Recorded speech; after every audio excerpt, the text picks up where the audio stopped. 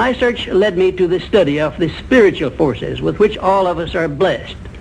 And it was in this field that I came upon a clue which has enabled me to help millions of people to find their earthly destinies. I want to describe my discovery in the simplest terms possible, because it will reveal to you why it is true that whatever the mind can conceive and believe, the mind can achieve, regardless of how many times you may have failed in the past or how lofty your aims and hopes may be. I caught my first fleeting glimpse of the profound law which provides the means by which we may choose our own purpose in life and attain it while I was being coached by Andrew Carnegie during the organization of the Science of Success philosophy. I had just finished telling Mr. Carnegie that I feared he had chosen the wrong person to give the world the first practical philosophy of personal success because of my youth, my lack of education, and my lack of finances. Well, at this point, Mr. Carnegie delivered a lecture that I shall never forget because it changed my entire life and paved the way for my helping to change the lives of millions of people, some of them not yet born. Let me call your attention to a great power which is under your control, said Mr. Carnegie. A power which is greater than poverty, greater than the lack of education, greater than all of your fears and superstitions combined. It is the power to take possession of your own mind and direct it to whatever ends you may desire.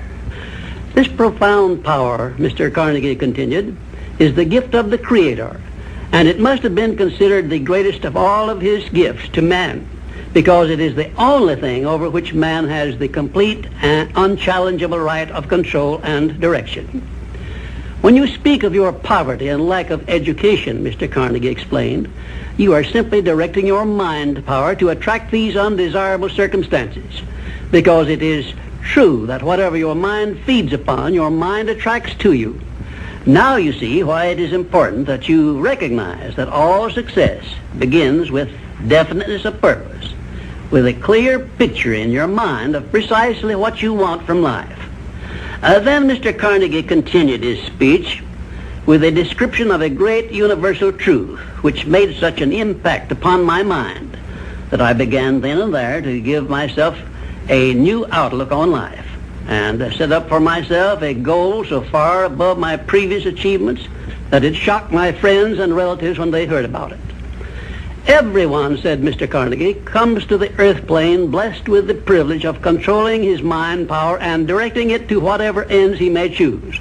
But, he continued, everyone brings over with him at birth the equivalent of 2 sealed envelopes, one of which is clearly labeled the riches you may enjoy if you take possession of your own mind and direct it to ends of your own choice, and the other is labeled the penalties you must pay if you neglect to take possession of your mind and direct it.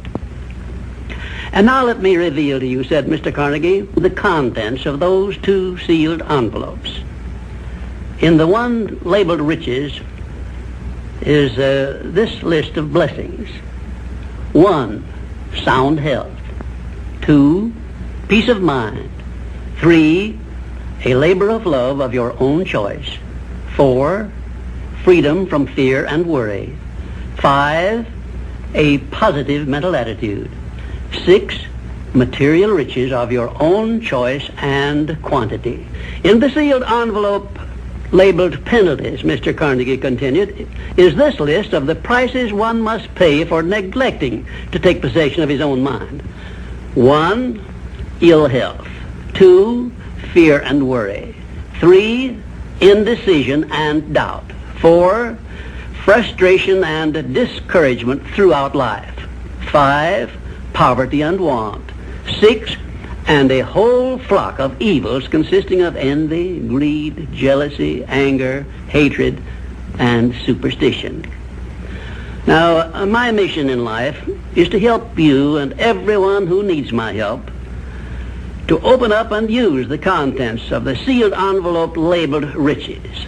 And the starting point from which you must take off if you wish to write your own ticket from here on out for the remainder of your life, I will describe for you in these simple instructions. 1, procure a neat pocket-sized a notebook, or something on the order of this one here, loose leaf affair. And on page 1, write down a clear description of your major desire in life, the one circumstance or position or thing which you will be willing to accept as your idea of success. And remember before you begin writing that your only limitations are those which you set up in your own mind or permit others to set up for you. And 2, on page 2 of your notebook, write down a clear statement of precisely what you intend to give in return for that which you desire from life. And then start in right where you stand now to begin giving. And 3, memorize both of your statements, what you desire and what you intend to give in return for it. And repeat them at least a dozen times daily. And always end your statements with this expression of gratitude for the blessings with which you were gifted at birth. I ask not, O divine providence, for more riches, but more wisdom with which to accept and use wisely the riches I received at birth in the form of the power to control and direct my mind to whatever ends I desire.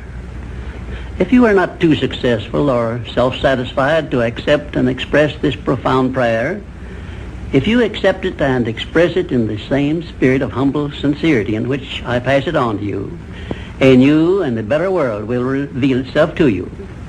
A world in which you will see reflected the circumstances and the things which you yourself have created.